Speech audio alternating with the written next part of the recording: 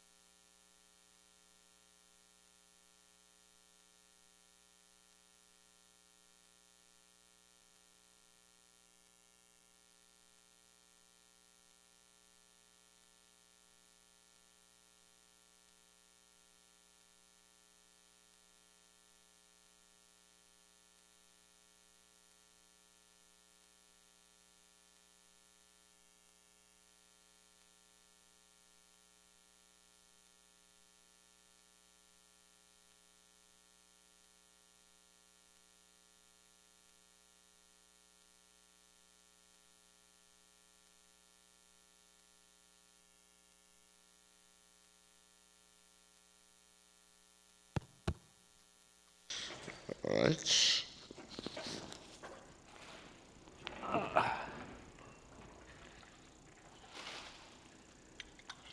Jaya Brad Umadhava Kunabhati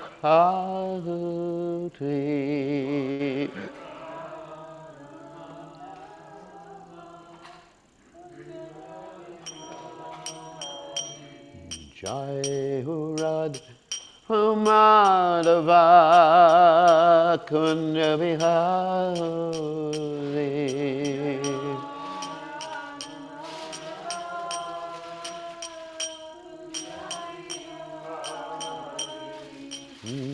Gopidana Malava Kirivardhani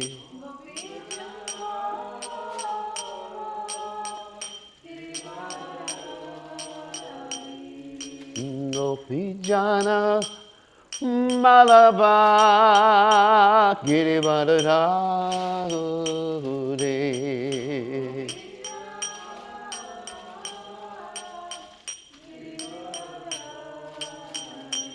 Yasodhanandana Braja Janarandana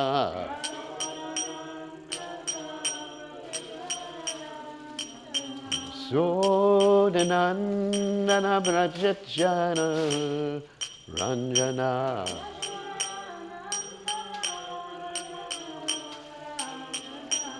Yamuna Tera Manachari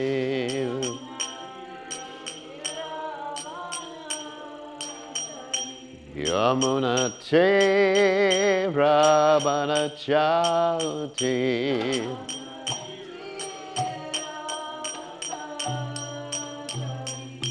Jai Radha Madhuva Kunabhihari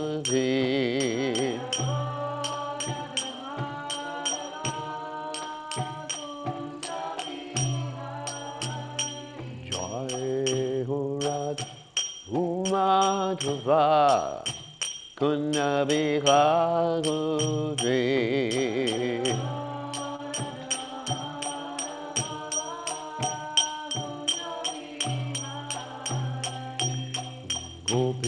Gopinana Balaba Girivardhari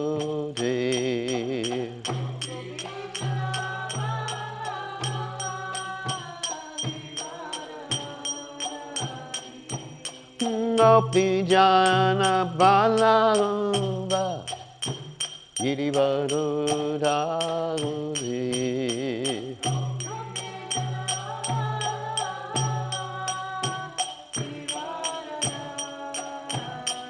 Yasuranam Anabraja Janarandana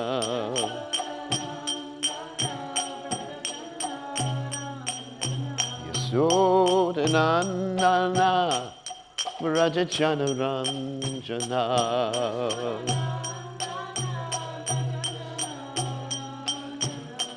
Munatera Manachare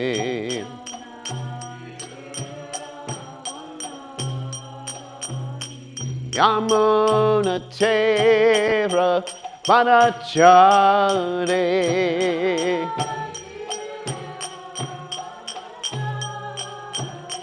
Jaya Radha Madhova Kunda Vihare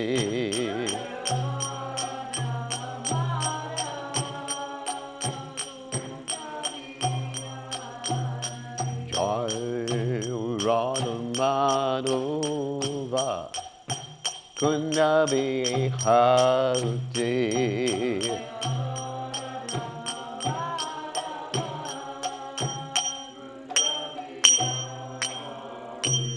Jai Om Vishnupad Paramahansa Paravanikacharya also Tada Sitashi Shimad His Divine Grace Abhaya Chandana Bhaktivedanta Goswami Maharaj Srila Prabhupada Ki Jai ISKCON Founder Acharya Srila Prabhupada Ki Jai Anandakoti Vaishnava Vrinda Ki Jai Namacharya Shri Haridas Thakur Ki Jai Prem Se Kaho Shri Krishna Chaitanya Prabhu Nityananda Shri Dvaita Gadadha Shivasati Gaura Bhakta Vrinda Ki Jai Shri Shri Radhakrishna Gopikapanath Sayam Kunda Radhakunda Kiri Govardhan Ki Jai Vrindavanam Ki Jai Mathuranam Ki Jai Jagadath Swami Ki Jai Yamunamai Ki Jai Shrimati Tulasi Devi Ki Jai Sambhaveda Bhakta Vrinda Ki Jai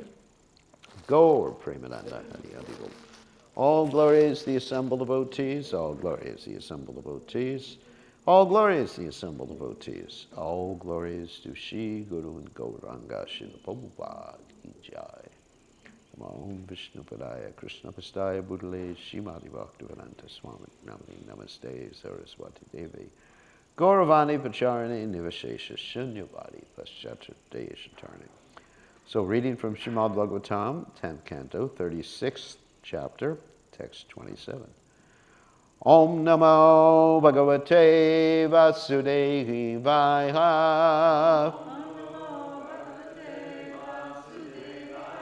Om Namo Bhagavate Vasudevaya. Om Namo Bhagavate Vasudevaya. Iti Agyapyarta Tantra Na Ahoya Yadu Pungavam Grihitva Panina Panim Tato Akuran Uvacha Ha Ityagapyarta Tantrajya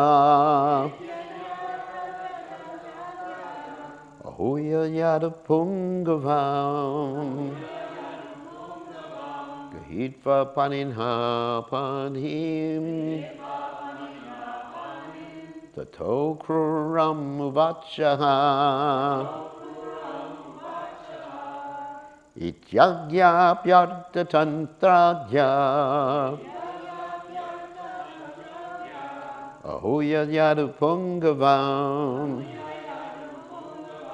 Grihitva Paninha Panim Tato kruram vachaha ityakya pyartha tantragya ahuya yada pungavam grahita panina panim tato kruram vachaha. Okay.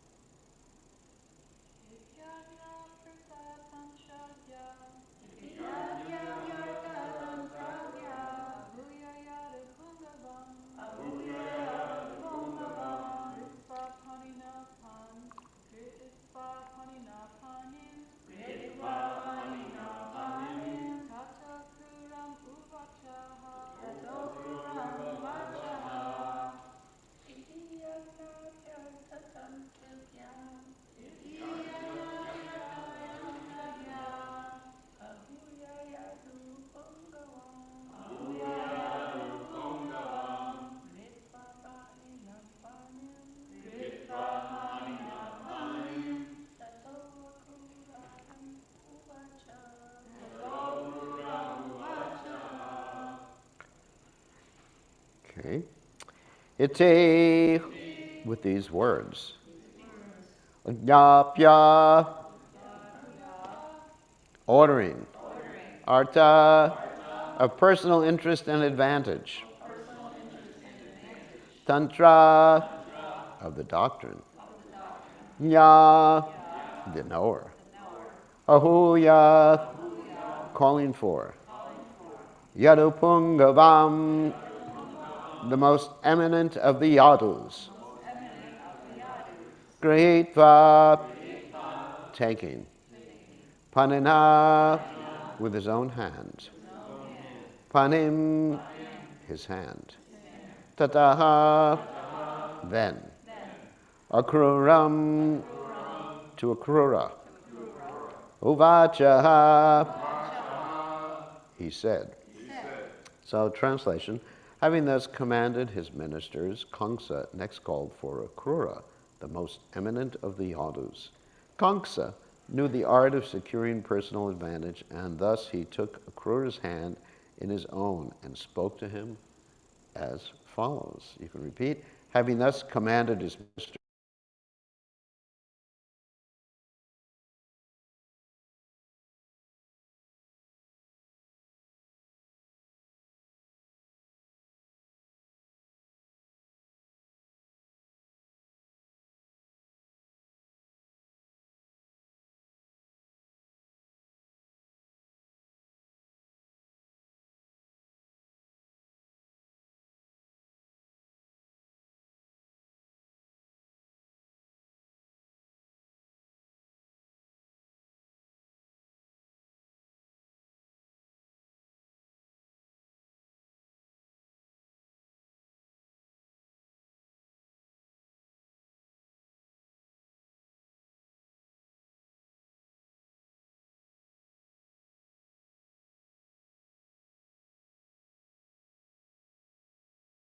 material benefits or the scriptures concerning them, but not the scriptures about Dharma.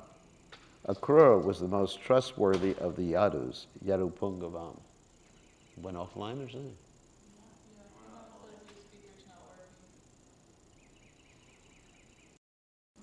Speakers are not working at all? Yeah. Oh. Oh.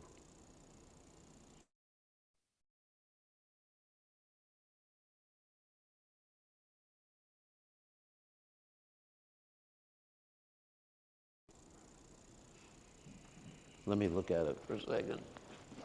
See what the problem is. Hare Krishna. Yeah, I see the problem.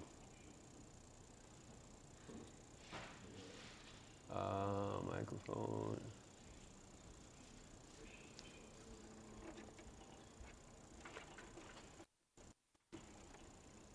All right.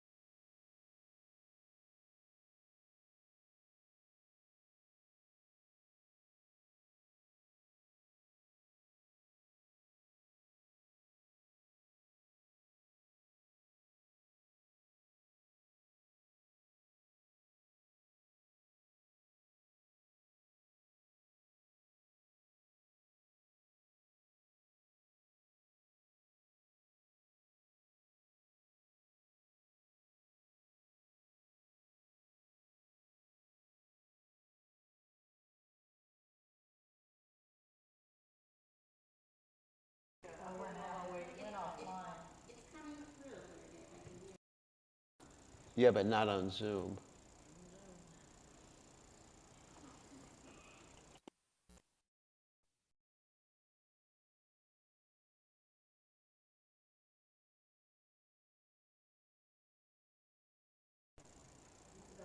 Hare Krishna. Anyway, they can just go on. So I can't hold up the whole class for that. Okay, let me read Jiva Goswami's commentary. It's coming on Zoom. It's coming on Zoom. Yeah. Okay, so people shouldn't complain. Kamsa knew the conclusions Tantra about artha, material benefits, or the scriptures concerning them, but not the scriptures about dharma. Akrura was most trustworthy Yadu's Yadu Pungavam, therefore he was suitable to go. He called him not because he was Kamsa's man, but because Krura could deliberate on matters skillfully. He held Akrura's hand to show affection and to make sure that he would not tell others what he would say. He spoke to him among his own people, not others, Tata or Tatra. Ha means he spoke clearly.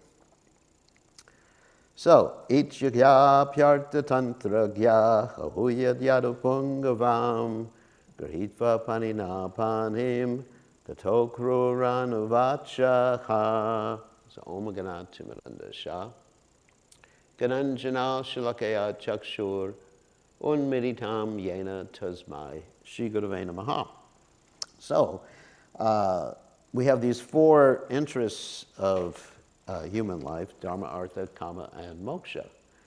And it looks like Kamsa is just interested in three of them, right? Dharma, artha, and kama. Good old kama, sense gratification, and not moksha. So these are called the purusharthas. Of course, we know there's a panchama purushartha, that means the fifth interest of human beings, which is Krishna consciousness. But for this particular discussion, we're talking about artha. Now, artha sometimes Prabhupada translates as economic development, which is really interesting. But in this particular case, we have the translation of artha as personal interest and advantage. And interestingly enough, there's shastras in personal interest and advantage. And, obtaining things for oneself, enjoying for oneself. There's shastras in how to do that. That's pretty interesting. I should find those shastras. And actually, I found those shastras. They're called the Artha Shastras, which is mentioned here. And there's famous people, both in India and in the West, and we're going to ask our audience, not Mother Urmila, we're going to ask our audience about the famous people or persons who are authors of these Dharma Shastras, not Dharma Shastras, the Artha Shastras. And also, there's one of them is also an author of what's called the Niti Shastras, which is rules for human beings. So, who would be considered an author who Prabhupada quoted, who's an author of Chanakya Pandit. And who in the modern day, well, not so modern day, would be considered an author of artha? Just artha devoid of moksha. No, don't say. Not mother-in-law. It starts with an M. M? Ma? What? No, not Maslow. Oh my God. I hit my head on it. Hit my head again. Machiavelli. Machiavelli, it's the same thing. And yesterday I was actually looking into Chanakya's history. And, you know, Prabhupada said that Chanakya was a devotee, but not a pure devotee, and Prabhupada would quote him often, not as Artha Shastra, but as Niti Shastra. That is, different things that he said about someone has too much devotion, don't trust him, and he's a thief, you know, like that. Things like that. Prabhupada quoted Chanakya a lot, and I think originally in our Gurukulas in India, they were supposed to study the Shastras, the quotes from Chanakya. But we're not talking about the Niti Shastra, we're talking right now about the Artha Shastra. So Chanakya, not being a pure devotee of the Lord, did many things that were, let's say, completely, I don't know, maybe not completely mundane, but, you know, 99% mundane. And this is what happens when you take away devotional service or take away compassion from Artha, the Artha Shastras. Because the Artha Shastras are bona fide, they're meant to be used, and I'm going to mention something about them in the future, in the last part of class, how they're meant to actually be used by devotees to accomplish things in this world. And, you know, political dealings, even the dealings that we find that Chandanamarka tried to teach Prahlad Maharaj in the Asura Kula, like sweet words. How do you deal with an enemy? You get sweet words, and if that doesn't work, then you can give the person a position, and if that doesn't work, some of the descriptions describe bribery or divide and conquer, beta, and then there's the threat, and finally what Prabhupada called argumentum ad vaculum. Argumentum ad vaculum means what? The stick. So these are injunctions that are there, and they can be used by devotees sometimes too, because devotees sometimes have to be in charge of a kingdom, devotees have to manage the Krishna conscious movement. And I'm going to talk about how Prabhupada used these things, but not devoid of Krishna consciousness. But first I'm going to talk about Chanakya's history, which is quite interesting. Chanakya was a great Pandit, and once upon a time, he became insulted by this king called Nanda, not Nanda Maharaj, of course, someone quite different, because it's described in the history that Chanakya was not so good looking. In fact, some people say he was quite ugly. So he came into the king's palace and he wanted some charity or something, and the king actually got really angry with him and he insulted the king, and the king was getting ready to kill him. And so he was able to escape somehow or other. And so he decided to get even with this king. And he decided, I'm going to find someone who could be a better king than this king. And that person's name was Chandragupta. Some of you may have heard this story. You know this story. And he discovered Chandragupta when Chandragupta was a little boy. And Chandragupta had all the signs of a king. He was with his friends. And basically, he was like the boss of all of his friends. Like Prabhupada once said that when he was young, he was like the boss of all of his friends. So, of course, Prabhupada wasn't a king in the political sense, but Prabhupada was the king of devotees. So what happened is that he chose this Chandragupta and challenged this king Nanda, and he was actually defeated the first time. And so he had to run away with Chandragupta. And the king said to his soldiers, this is just showing how cruel this Arthashastra can be sometimes, and how manipulative. The king sent his soldiers to attack Chanakya and Chandragupta. And Chanakya, being very intelligent, understanding how to manipulate people, he told the king, Chandragupta, who wasn't quite king at that point, just go into the river. Just stay in the middle of the river and you'll be protected. And so Chanakya, he put on a guise, a disguise, so he didn't look like Chanakya anymore, and he just acted like a sage on the bank of the river. So the soldiers came to try to attack. One particular soldier came to attack Chandragupta, and the soldier asked this sage, who was actually Chanakya, he said, where is Chandragupta? And Chanakya said, he's in the river. There he is, right there.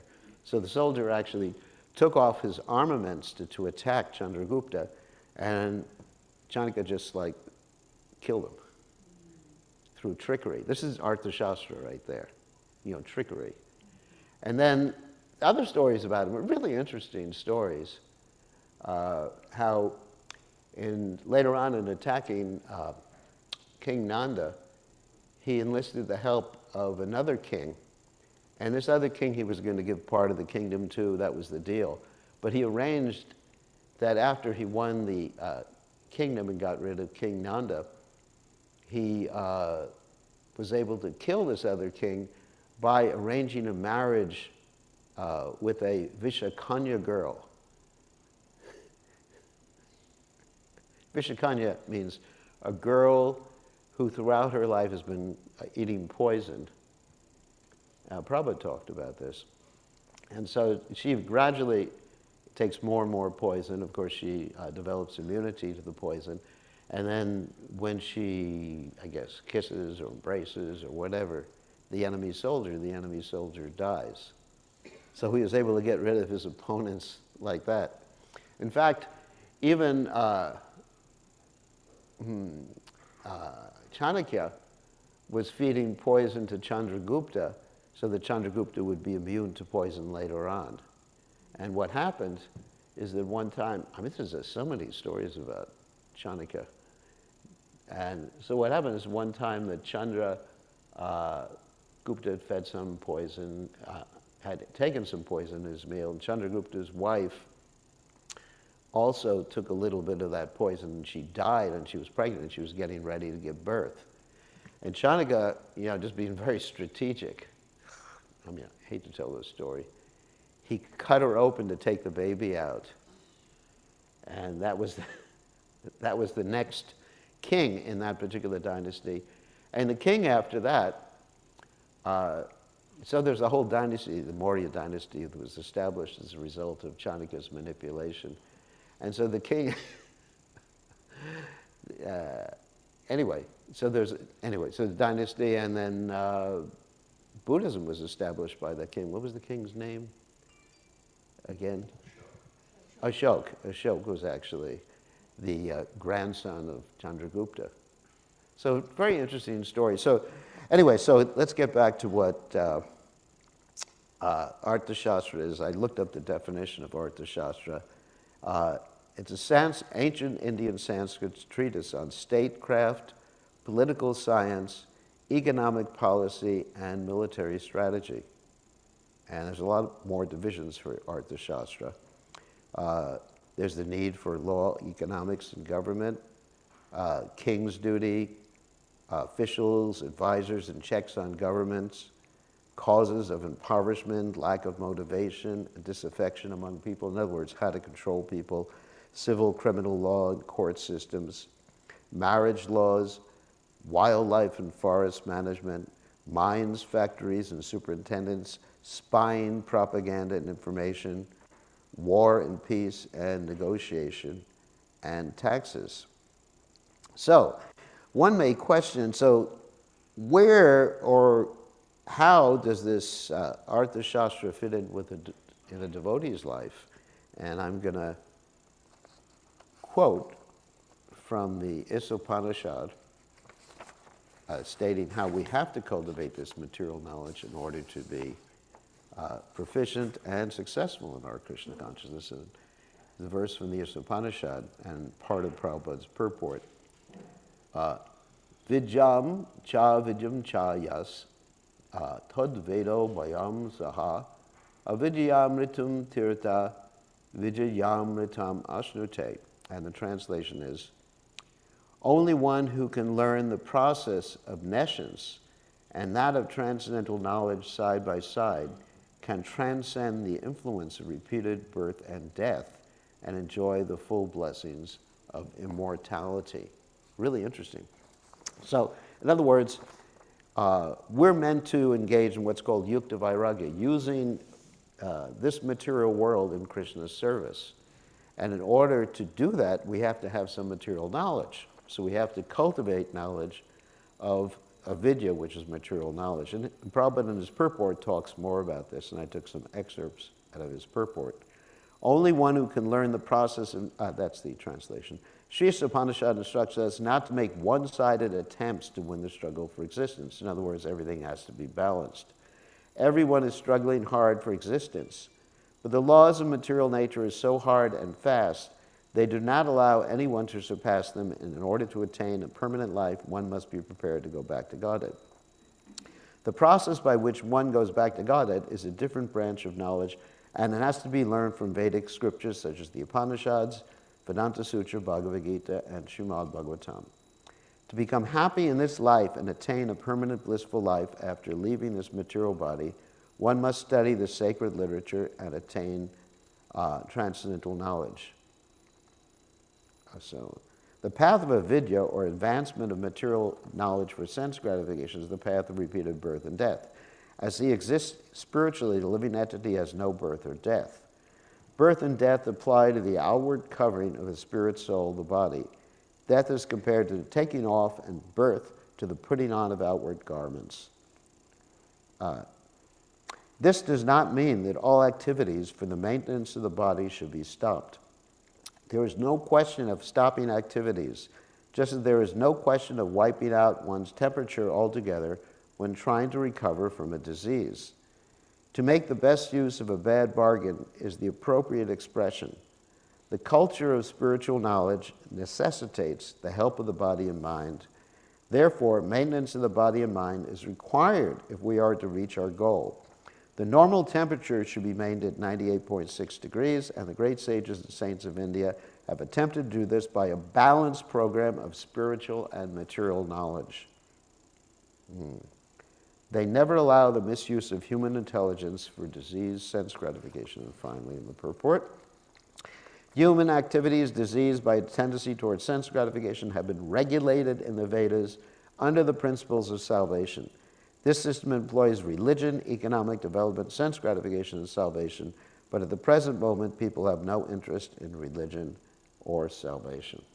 And that's excerpts from the Upanishad. And then there's a quote from Bhaktivinoda Thakur in the Krishna Sangita. And the question raised in the Krishna Sangita is, which scientific knowledge is the swan-like Vaishnava's expert, or the swan-like Vaishnava's expert? Problem with grammar here. Books on physical and mental science, books on industry, books on languages, books on grammar, and books on poetry are known as Artha Shastra. Some physical, mental, familiar, and social benefits are obtained from these writings. The name of these benefits is Artha. The advantage of these books is that by studying medicine, one can get a cure. By studying music, one can get the benefit of happiness to the mind and ears. By material scientific knowledge, various wonderful machines are created. By astrology, one can get the benefit of understanding subjects like proper and improper times. Those who study such Artha Shastras are known as Arthavit scholars. The Smriti Shastra establishes Varnashram Dharma and are also known as Artha Shastra. The Smarta Brahmanas, or Smarta scholars, are also known as Arthavit scholars because the main purpose of their occupational duties is to protect society. Spiritual scholars practice spiritual life with these arthas.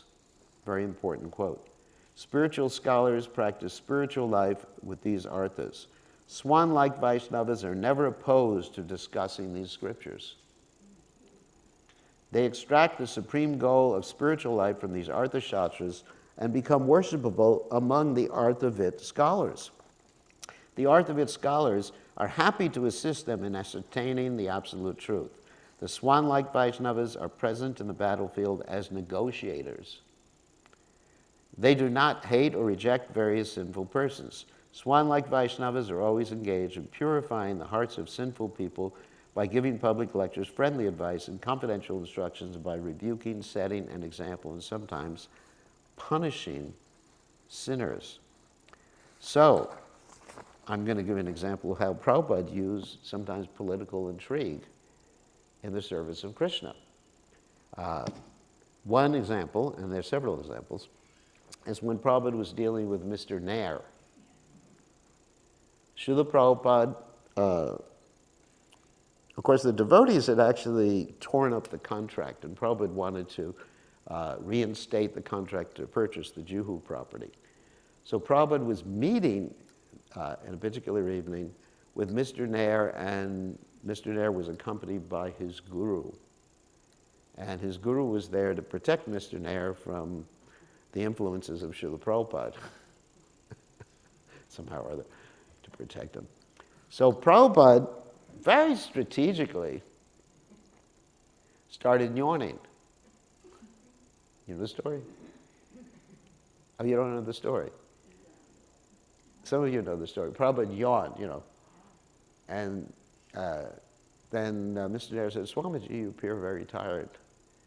And Prabhupada said, yes, I should take rest. We should all take rest. So they all went to take rest. Mr. Nair and his guru in one room, and Prabhupada in another room, but Prabhupada didn't take rest.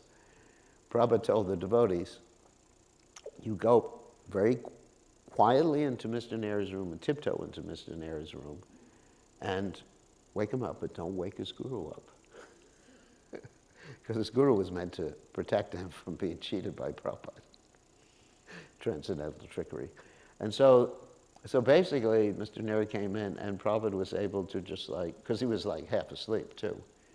Prabhupada was able to deal with him in that particular situation. So that's definitely Artha Shastra right there. Using material means, even politics. I mean, even we have, Srila Prabhupada commented that Ramananda Roy, he was using his expertise in politics to convince Sri Chaitanya Mahaprabhu to see King Prataparudra, because he was praising King Prataparudra. And then, of course, Krishna used political intrigue. For example, when Duryodhana was going to see his mother, he was naked because his mother was going to look at him, Gandhari was going to look at him, and he's becoming vulnerable in every part of his body. So Krishna said to Duryodhana, you should not appear before your mother naked. And you should wear some, fig leaf or something like that, or some leaves. And so he put them on, and therefore he was vulnerable in his midriffs. So Krishna was very, very tricky. And if we look at when Prabhupada was, another story is when Prabhupada was negotiating to buy the Detroit temple. Just to get Mother Irma would know this, but to get a low price, Prabhupada actually asked him to give the whole temple, to donate it. And then Prabhupada was able to negotiate successfully. So there's so many stories where devotees actually, pure devotees even, used political intrigue and Arthashastra in order to serve Krishna. But it has to be balanced, as Bhaktivinoda Thakur says, one has to balance these things. And so one has to use the Arthashastra in order to just survive in this material world, in order to manage. We're not against these things, but it has to be done with the purpose of serving Krishna, and that's called Yukta Vairagya. So, any questions or comments? Questions or comments? Yes. Oh, Mother Irma, yeah. Two things. First of all, from your description, it sounds like these are for Yeah, as I mentioned, we found Prabhupada using it. Right, but it sounded like It's Vishal. primarily for Kshatriyas, yeah. Yeah, another thing that just struck me, yesterday on social media, devotees were praising this young woman who had a very successful career in Indian television. Yeah. She was like a co-star in a drama, and she had just been offered her own Indian television show where she would be the main star. And instead, she said, well, let me just give it all up and move into a temple ashram. And they were glorifying this, and I thought, how much better it would be for her to take this position and use it in Krishna's service. You know, it's just like this concept that we're a world-denying religion and that the perfection for everyone is to give up all their occupations and just live in an ashram. And it struck me as we're never going to establish Varnashram Dharma if we do that. We're never going to spiritualize the world if we do that. You know, it just, a young woman, I mean, somebody like in her 20s, you know.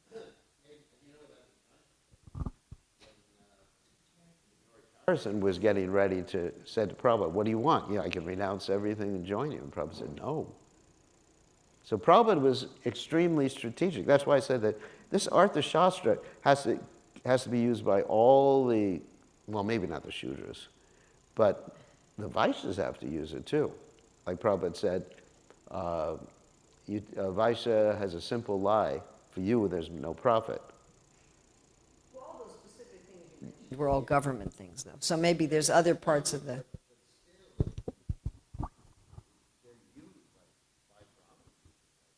Like Prabhupada used it. You know, of course, Chat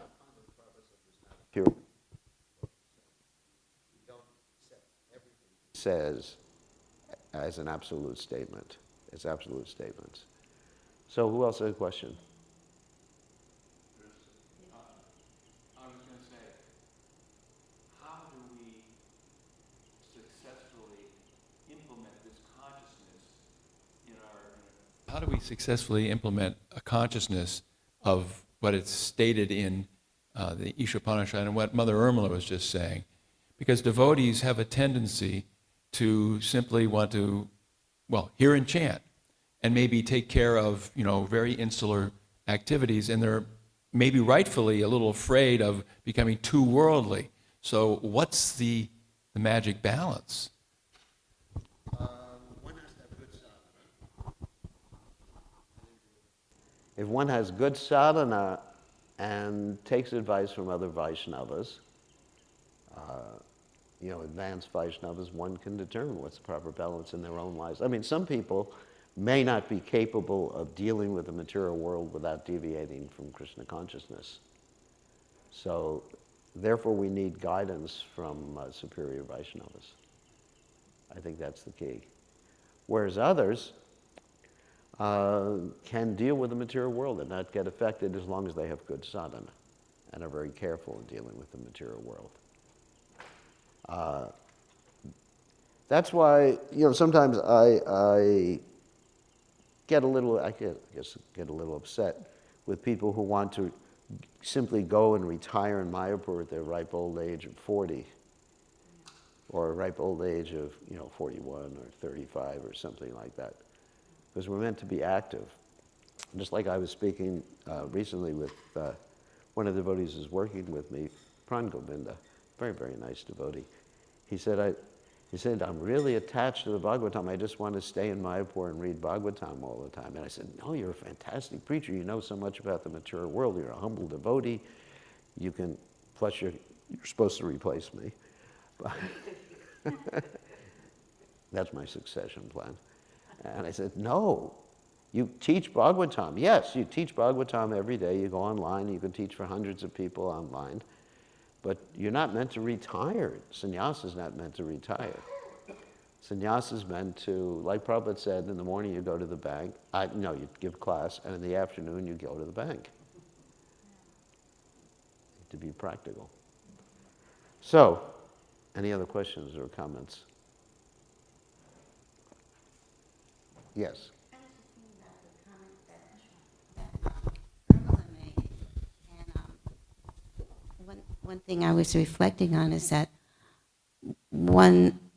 each individual person has to know what they're capable of. So let's say for one particular person, they could work, within Bollywood and be able to maintain their spiritual life. And for someone else, the kind of association that they would have and the demands set upon them might be more than they're able to hand for their own spiritual life. So it seems that each person, like Prabhupada said, like Gajendra the elephant, like what are their strengths and what are their weaknesses, and in what area can they actually maintain Krishna consciousness?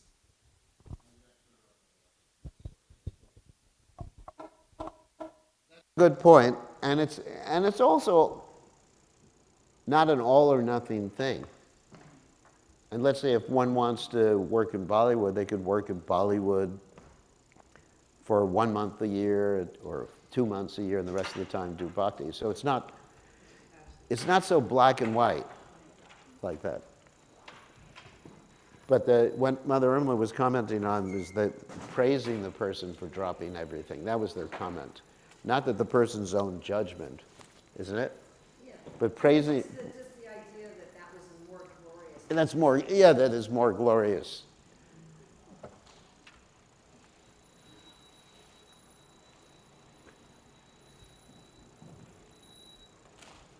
Jai Shishi Radhagalokananda ki Jai.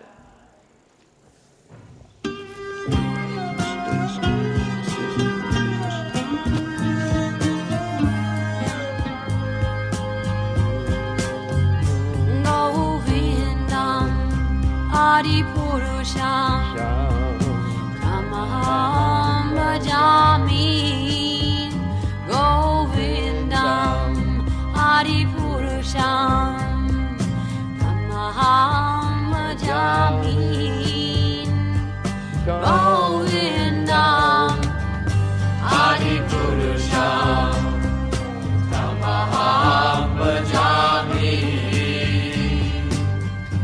Enam Kanvantam Aravindanalayatasham Bharavatam Samasitam Buddhasundarangam Andhakakom Vitamaniya Vishesha Shobha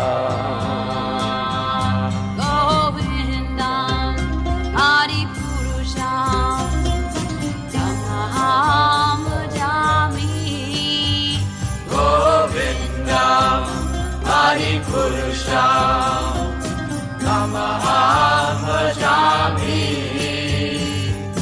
Govindam Adipurusham Tamaham Bhajami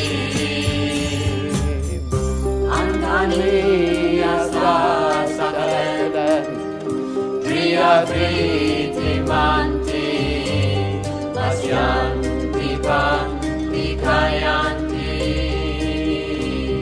Jiram Naganti Anandatin Maya Sadhu Jwala Vigrasya Govindam Adipurusham Tamaham Bhajami Govindam Adipurusham Tamaham Bhajami Govindam Adipurusham Tamaham Bhajami Govindam Adipurusham Tamaham Bhajami Govindam Adipurusham Tamaham Bhajami Govindam.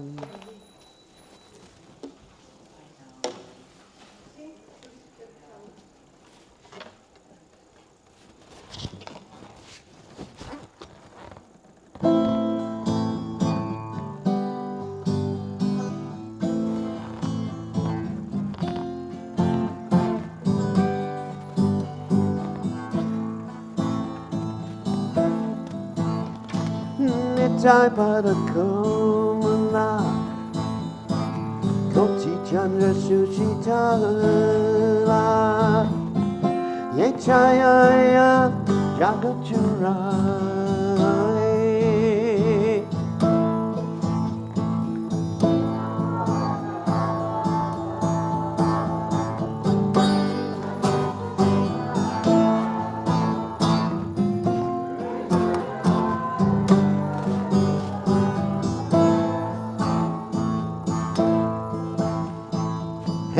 Nitai Pine Pai Radha Krishna Pai Nai Trinakuri Karuni Jaya Pai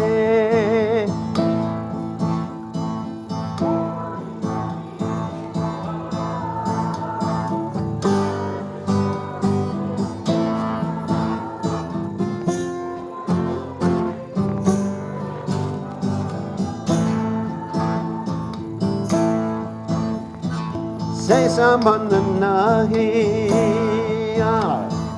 Richard Janma Gaina Tatar Say Pachu Bhamturajana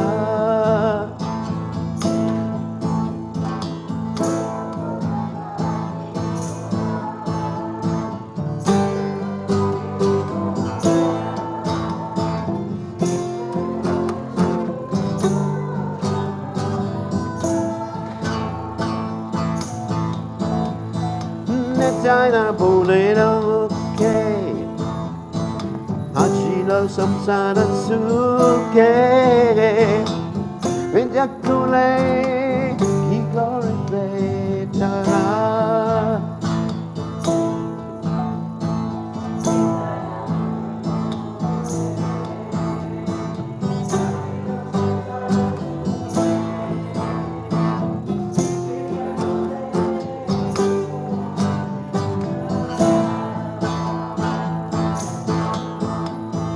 Ahangara Matagoya Nitai Pada Pasadiya Atsachere Sachakuri Mane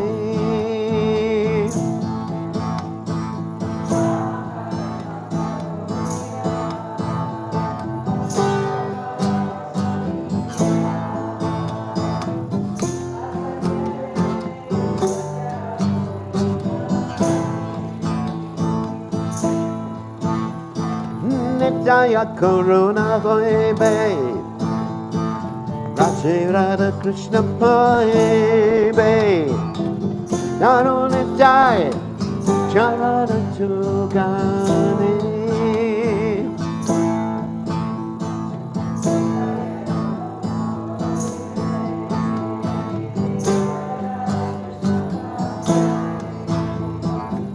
Nano Nitya Charada Chugani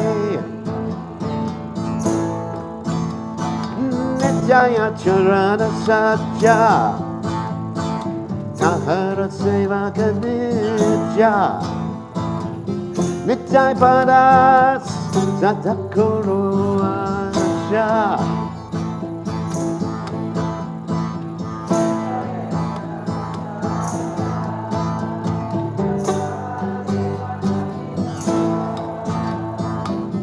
Nityay Padas Satakuru Asha Naratama Boro Duke Nityay Nara Boro Duke Rakuranga Charana Bacha Naratama Boro Duke Naimura Kozuke Rakuranga Charana Bacha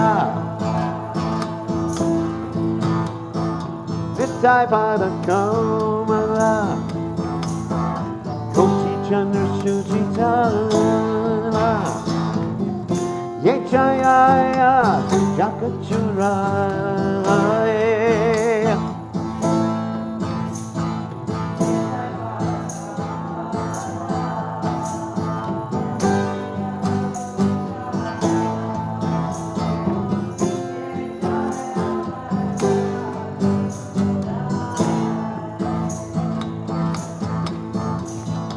Hare Krishna, Krishna Krishna, Hare Hare, Hare Rama, Hare Rama, Rama Rama, Hare Hare.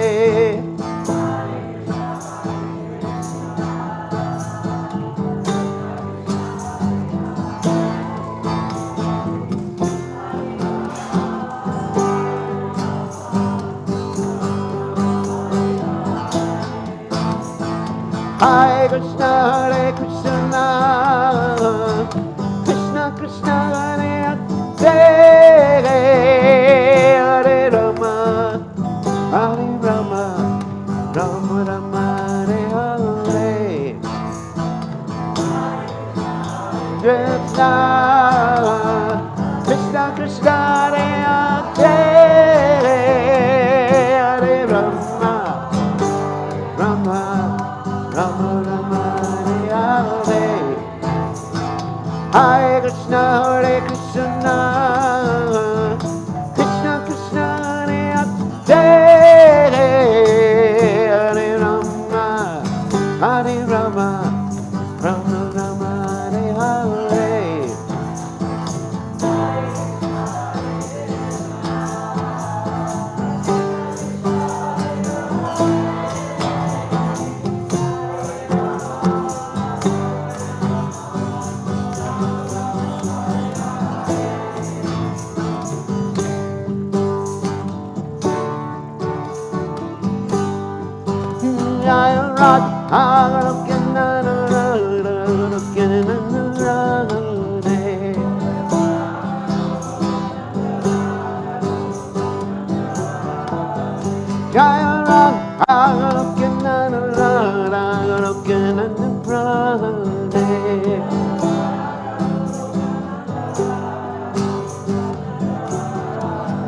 Jaya Radhe, Jaya Radhe, Jaya Radhe, Jaya Radhe.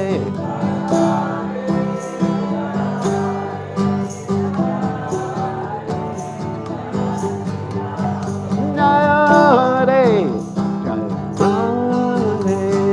Radhe,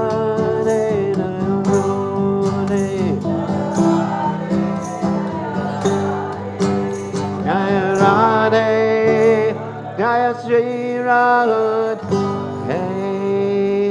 Jai Om Vishnupad, Paramahansa Paravidikacharya, also Teta Satashi Shimad, His Divine Grace Sabaya Chandana, the Bhaktivedanta Goswami, Srila Prabhupada Ki Jai, ISKCON Founder Acharya, Srila Prabhupada Ki Jai, Anandakoti Vaishnava Vrinda Ki Jai, Namacharya Srila Haridas Thakur Ki Jai. Prem se kaho Shri Krishna Chaitanya Prabhu Nityananda Shri Dvaita Gadadha Shivasadi Gaur Bhakta Vrinda Ki Jai, Shri Shri Radha Krishna Gopa Gopinath Shyam Kund Radha Kunda Giri Govardhan Ki Jai, Vrindavanam Ki Jai, Maturidam Ki Jai, Jagadada Swami Ki Jai, Yamunamai Ki Jai, Srimati Lassi Devi Ki Jai, Samveda Bhakta Vrinda Ki Jai, Gaur Premananda Hari Hari Gaur. All glory is the assembled devotees, all glory is the assembled devotees, all glory is the assembled devotees, all glory is to Shri Guru and Gauranga Srila Prabhupada Ki Jai. Stay Saraswati Devi, Vachani Navasishis, everybody was dedicated. In this material world which is progressing toward hell, there's always a blazing fire, and everyone is struggling hard without finding peace. Therefore, if the world wants to have real peace, it should take shelter under the lotus feet of Lord Nityananda, which are cooling like the shining of millions of moons. Unless one takes shelter under the shade of the lotus feet of Lord Nityananda, it will be very difficult to approach Radha Krishna. Anyone who does not establish the relationship with Lord Nityananda is simply spoiling their boon of a human birth in the animal propensities of sense gratification. Never saying the names of Lord Nityananda and Lord Chaitanya, they become absorbed in so-called material enjoyment, and their academic education and birth in a high family or great nation will not protect them at the time of death. They have become maddened by a false concept of bodily life, and thus they have forgotten their eternal relationship with Lord Nityananda. Such forgetful persons accept the illusory energy as factual. When you achieve the mercy of Lord Nityananda, then you will be able to approach Radha Krishna. Firmly catch hold of the lotus feet of Lord Nityananda. The lotus feet of Lord Nityananda are not illusion. They are a fact, and anyone who engages in the transcendental loving service of Lord Nityananda immediately achieves their transcendental position on the spiritual platform, which is eternal and blissful. Therefore, always try to catch the lotus feet of Lord Nityananda. Narottam Das Thakur says, "My dear Lord Nityananda, I am very unhappy, so I am praying to you to make me happy. Please keep me in a corner of your lotus feet." Narottam Das Thakur ki jai. Shikshashtika.